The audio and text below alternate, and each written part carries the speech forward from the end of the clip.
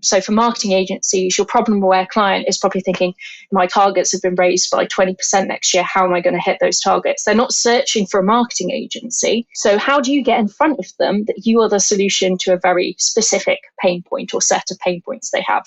That is the way to start thinking about marketing. My name's Mike Lander, and you're listening to Higgle, the B2B Sales Club podcast, where we bring you actionable insights about sales RFPs, negotiations, and difficult procurement discussions from sales leaders, brand leaders, and procurement leaders. Please subscribe to get updates when new episodes are released.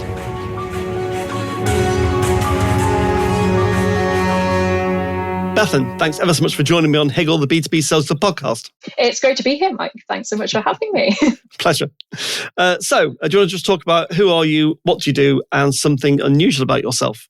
Yeah, sure. So I feel like a bit of an imposter on a sales podcast because I'm from the dark side of marketing. But, my shtick about marketing is it's building relationships at scale. That's effectively what you're doing with sales as well. So, hey, we can get along and be friends, right? Exactly. So I run Open Velocity. We're a marketing strategy consultancy. So we work with tech and IP-rich businesses to build better marketing foundations. So in a nutshell, think of us as like marketing architects. And we can talk about building marketing foundations, what that looks like, what that involves in the episode as we go. But an interesting fact about myself. So I ran as a parliamentary candidate in the 2017 general election for the Green Party. And that was, yeah, it was an interesting experience. I mean, lots of marketing and sales lessons in that, if I'm honest. Yep, I'd imagine. Yes, definitely. What, out of interest, what motivated you? I think I was sick. I mean, lots of people are sick of how politics is at the moment. I think I'm sharing that kind of frustration about misrepresentation and not feeling represented. Yeah. And, it was a kind of, if you're going to moan about something, you got to do something. How do you get elected how do you even get onto the kind of roster? Just out of interest? It depends on the party. So for the Green Party, you have to be elected as a candidate. So the Green Party, unlike the Labour Party, is much more devolved, or the Conservative Party. So most parties, it is you are kind of chosen and selected either by the central party or the members of your local party. Right. Okay. Very good. Interesting. Well, interesting. I've never had anyone as a guest who's done that. So there we are. Something different. So let's start off with the questions. Got like three kind of high-level questions. The first one is, half of B2B organizations are not investing in strategic marketing, in your view. So kind of like, why is that? Why are we not investing in strategic marketing? Yeah, so this is a stat from our recent research report. So, just to say it does come from actual kind of evidence. And I think marketing, especially in, I'd say, startup or scale-up businesses, is seen as a bit of a luxury, or it's seen as very much just the promotional aspect of marketing. So it's just advertising. It's just throwing a bunch of ads out there and seeing what sticks. And it's a lot more than that. I mean, hey, right, I would say that, of course. But, there are the 20 Ps of marketing now. There were like 4 back in my day. But it's not just promotion. It is product, it is pricing, it is place, it is all of that kind of stuff. And you've got to get those bits right, because if your product is really poor, you can't out-advertise it. Yes, exactly. Yeah. So that's kind of, a lot of organizations, they jump to launch without doing any of those foundational bits, and then they kind of wonder why they don't get the traction, or hey, sales is struggling to sell this. Well, have you actually validated that a customer wants it, values it, wants it at that price point you're offering in it? Often the answer is no. Yeah, precisely. So just expand on kind of what's strategic marketing versus tactical marketing. What's the kind of difference? Yeah, sure. So strategy versus tactics is something I think people confuse a lot. But again, if I'm really reductive about it, tactics is what you're doing, right? Just doing stuff, maybe with some purpose in mind, but it's thinking at a channel or an activity level. So we're going to post on social media. Strategy is actually understanding why you're posting, what your objectives are, for what audience are you posting for, and actually, is social even the right channel? Are they even active on LinkedIn or X or Facebook or wherever you're posting? So it's taking that step back and connecting marketing really to the business objectives, and also reducing the surface area. What are you going to do versus what you're not going to do? So strategy is as much about deciding, it's really tempting to be like, we're going to be marketing across all these channels, we're going to do outbound sales, we're going to do ABM, we're going to do all of this stuff. well, you probably don't have the resource unless you're a massive organization to do that properly. So Correct. what are the absolute must-haves? And I'm a big believer in, good marketing focuses often on a small set of channels and activities that are highly targeted, well kind of, aligned with your audience. Nail those and then look at other channels. Yes. Maximize as much value as you can get out of that channel and then go on to the next thing. Exactly. So we hadn't prepared this kind of like topic, but as you're on the topic of strategic marketing, we may as well talk about it, which is positioning and differentiation. Yeah. So in this market, I think, I work with a lot of marketing agencies. Very difficult, very, very difficult in the marketplace now to differentiate between one and the other. You ask an agency, not always, clearly, but you ask some agencies, well, what makes you different? And then it's like, well, there's a methodology. Well, unfortunately, everyone's got a methodology. Yours is different, sure, but everyone's got a methodology. So that's not a differentiator. People, we've got great people. Yeah, everyone's got great people, or else they wouldn't be in business with their clients. So that doesn't actually turn into a differentiator. So it's really hard in a services-based business to define, assuming you're not at like 20,000 people scale, assuming you're like, 100 people, bit less, bit more, how do you, in your experience, just some ideas or thoughts, how do you differentiate yourself in the marketplace? Yeah, so if we go back to kind of what positioning actually is, and I really love kind of how April Dunford describes positioning, which is making your value obvious to the group of people who care the most about it. And what that's saying is be really clear on who your target audience is. And that's why I think, especially my experience working as a client of agencies, they kind of get it wrong. They have a kind of, our positioning is, often industry focused is where agencies go down. We're going to just be the marketing agency for automotive firms, for example. Right. And that is an audience, but that audience, working with a, BMW versus a local dealership, yes, exactly. Beer, it's so different. So you've got to be really clear on who your audience is to begin with. Where is your best fit audience, and actually what do they care about? And I think a lot of agencies don't drink their own Kool-Aid, because the foundation of good marketing is understanding your customer. So go and do some customer discovery. Go and speak to your ideal customer profile. What are they looking for from an agency?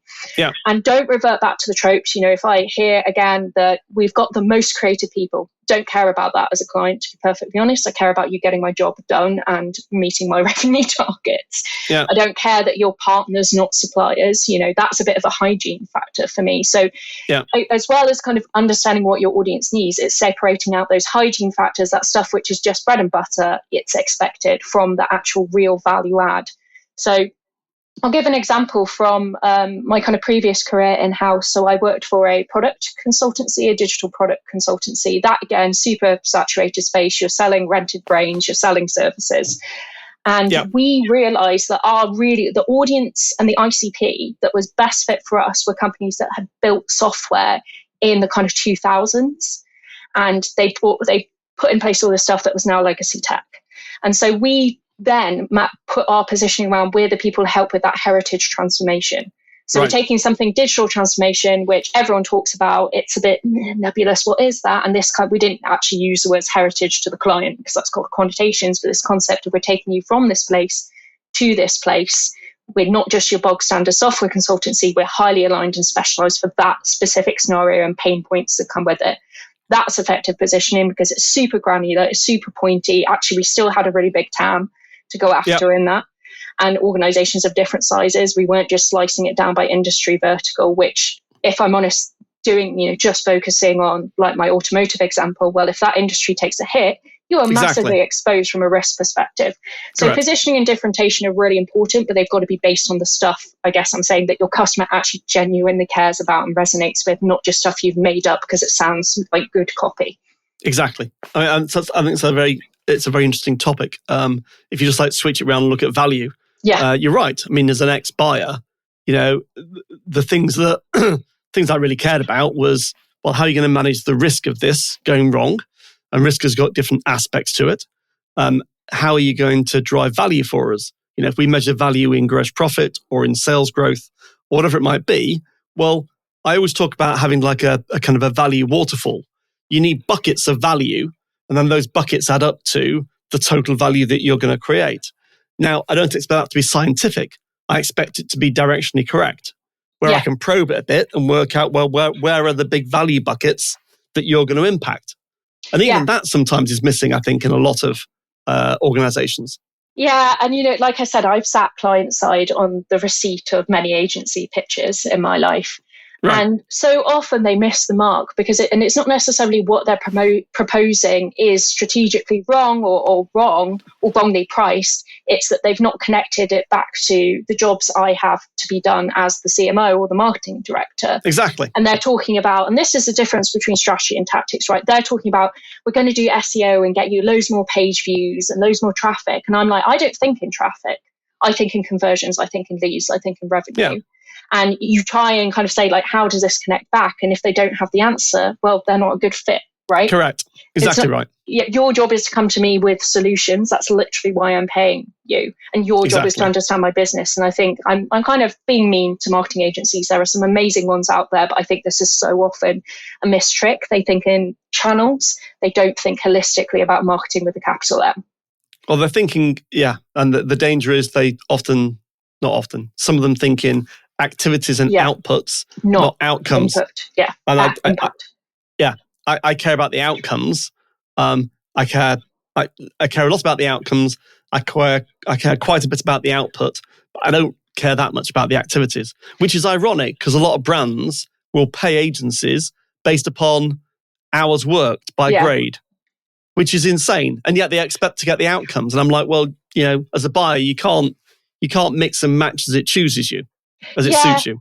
I think the challenge is, though, we've been drinking the Kool-Aid of billable hours, billable days for too long. And that's just bonkers. Yeah, it is in many ways bonkers. Hey, I sell time, right? Same here. No, I mean, because my clients, no matter what I say and how I position it and how I look at the value creation, all of that, they're like, yeah, but can I buy some hours from you? And I get it. I get that at the beginning of a relationship, often you don't know how much of someone you would value. You don't know how much of Mike or of Bethan can genuinely change the way that your business grows.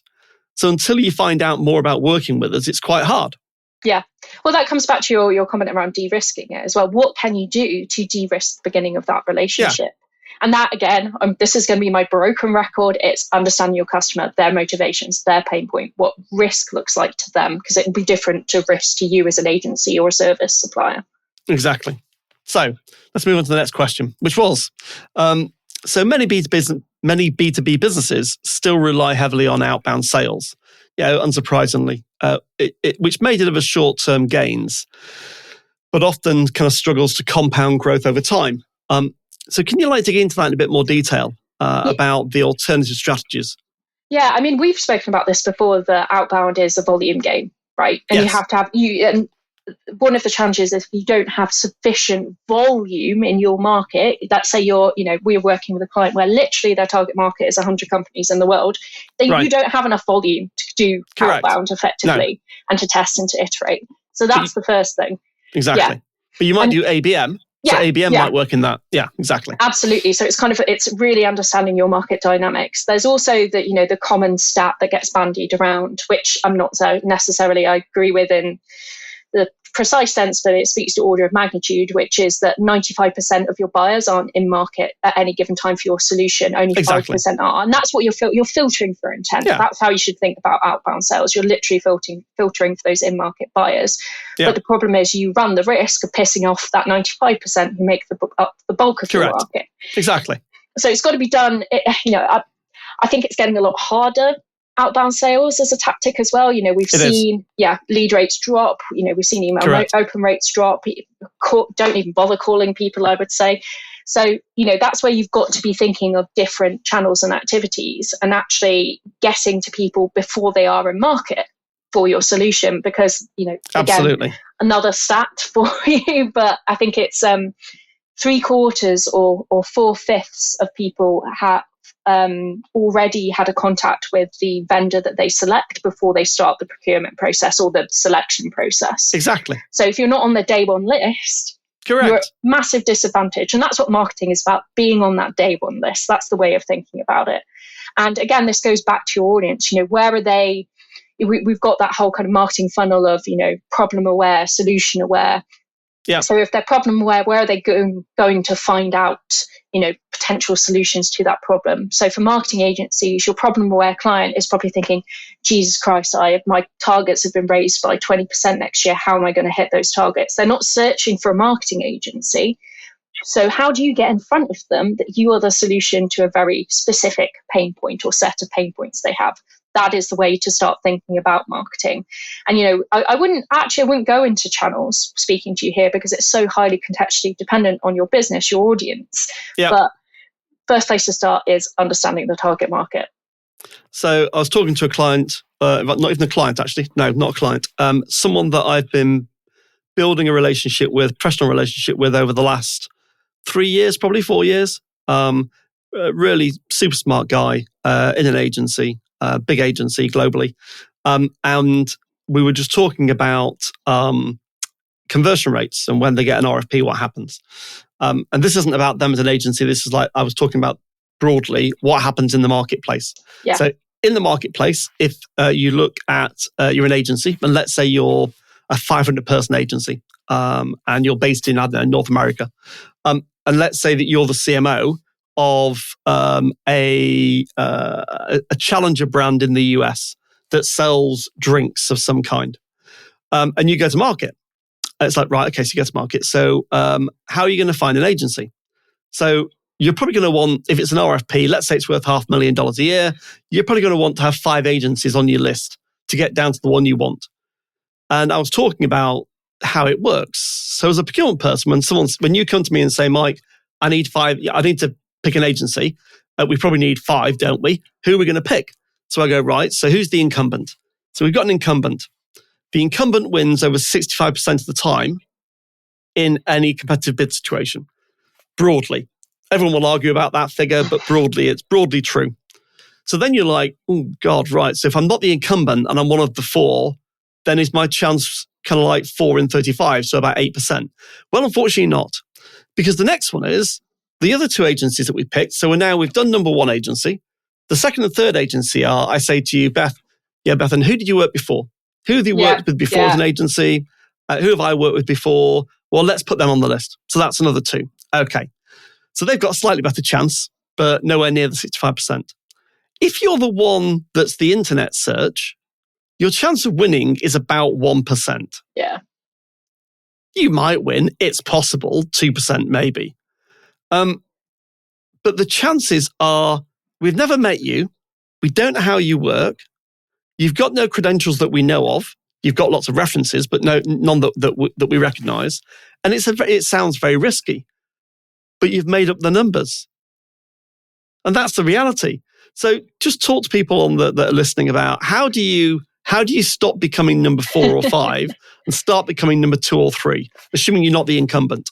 Yeah, well, specifically for marketing agencies, I think it is being visible within the agency space, and it's taking part in awards. And we can talk about the validity of awards, but of course. I do know that they do form part of a shortlisting process often for people. That's where they'll go to find people. It is about producing. People talk about producing thought leadership and content. That is part of it. I'd say that is super saturated now from an agency. I mean, any market perspective, if I'm honest, but you've got to have something to say that is above the rest, that is incredibly compelling, that is adding to the conversation, that isn't just repeating what everyone else is saying. That is how you get noticed as an agency. And, a lot of the agencies, if I think of kind of in my network, they have really strong thought leaders within the agency who are building personal brands for themselves, and they are going and speaking at conferences. I know that's what I do. I go and speak at conferences. It's not enough to come up with the content, with the media. Distribution is the biggest challenge Absolutely. Any marketeer has got at the moment. So think outside the box. Events are making a massive resurgence. They are. Breakfast events are back. People like breakfast events. Yeah, because you can get them done. You can get on with your day. You don't need to miss out on bedtime with the kids when you get home. No, that's right. And you meet other peers in your industry who have interesting views. Yeah, absolutely. So, and it's value add. That's, I go to breakfast events, or I did back when I was kind of CMO hat on. I went to breakfast events, not just because it was free breakfast and I got to meet the agency, I got to meet my peers. So everything you're doing, what value add is that for the person? And I went to a talk at Turing Fest by Jason Miller, who's an amazing B2B marketer. And two things he said stuck with me. He was like, the future of B2B marketing is events and community. And I was like, that is smart. Like that definitely mirrors what I'm seeing in the market and the way I am thinking about marketing as well. Yeah. Access to an audience, building a first party audience that you can access, you own their data, that is the route forward. And that is why you're seeing agencies put on events, do even webinars, which still can get some cut through, but they have to be really good. I was going to say webinars are tricky, aren't they, at the moment? Yeah. It's about doing everything exceptionally. And that requires you not to do everything, because you can't do everything. You doing it exceptionally. Yeah. So that's what I mean about that focus, and content repurposing as well. So for example, the report I reference, we've got a load of content out of that. We're repurposing across multiple different formats. And I think outbound as well, thinking of it as a distribution channel, not a broadcast channel, not a sales lead gen channel. It's a way of building a relationship. So the first touch point is offering value. Probably the second email is offering value. The third email is offering value. And then you build to the ask, but you built that familiarity. You built off, hopefully, that kind of like positive feeling towards these guys know what they're talking about. So I don't know if you listened to the Two Bobs podcast at all. Blair Enns and Richard Baker, I think it is.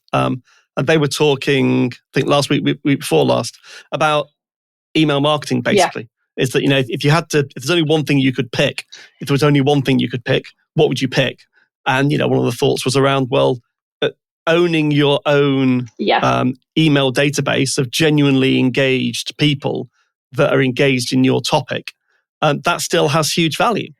Yeah, it's the only channel that has kind of maintained its performance fundamentals, like open rate. In fact, open rates, I think Rand Fishkin from SparkToro and Moz kind of fame, he in his presentation recently was talking about how open rates have actually increased recently. What other channel have you seen metrics increase on? No other is the answer.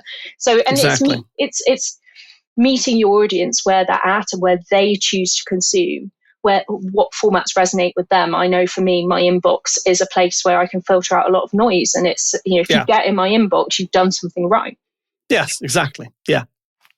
So the third question we had, which was businesses often may misdiagnose fundamental strategic issues as promotional problems. So obviously that can lead to very costly mistakes. Yeah. So can you explain about that in more detail, what they should be doing about it? Yeah, I'll give you an example, because we're hearing this a lot from kind of clients and prospects at the moment, that performance marketing, so PPC, Google search, is not performing as well as it did last year. And everyone's going, well, what do I do to fix that? My CPCs have risen, my lead rate has gone down, my conversion rate has gone down. And they see it as a very it's a channel problem. Now, there are lots of issues with PPC. Costs have risen, competition has massively risen. And it's still the only one of the few kind of linear channels where you can put money in and see very clearly metrics on the way out. That's why people love it. I mean, issues around that. Actually, sometimes the issue is, the market's moved on. You've had a massive competitor come in and who's launched a new product that blows your product out the water. That's not a PPC. That's not a CPC issue for you. That is literally competitive forces. Or buyer behavior has changed. They're no longer going to Google to solve this problem because of X and Y fundamental shift. So that's where people get really locked into, why isn't this channel performing? Or you have a positioning problem, actually, and just because competition's risen over time, your positioning problem has just become more acute over time, and now it's really come to a head. So this is where, we're often brought in by clients to kind of audit their marketing, and that's why we say we take a holistic view, because if we just look at one channel, we'll probably give you you probably need to improve your ad headlines or whatever, but that's not going to blow anything out the water. That's not going to solve the fundamentals for you. And I think the biggest, I say this a lot, the best thing as a marketer is to be marketing a good product or service that people actually want. Yeah. And there are a lot of businesses who will build, agencies sometimes do this, where they'll build a new service line and be like, oh my God, like people are going to love this. They've always wanted this. They haven't done any customer research. They haven't validated it, and it flops. Yep. Then they pump more money into getting it out there. And they're like, oh, it's just a money issue. We just need to throw more money at promoting it. And actually, no one wants it. No one wants it. Exactly. Which is really Correct. sad, which is why, spend that bit of time, that bit of money up front to not make massive mistakes later on. Yep.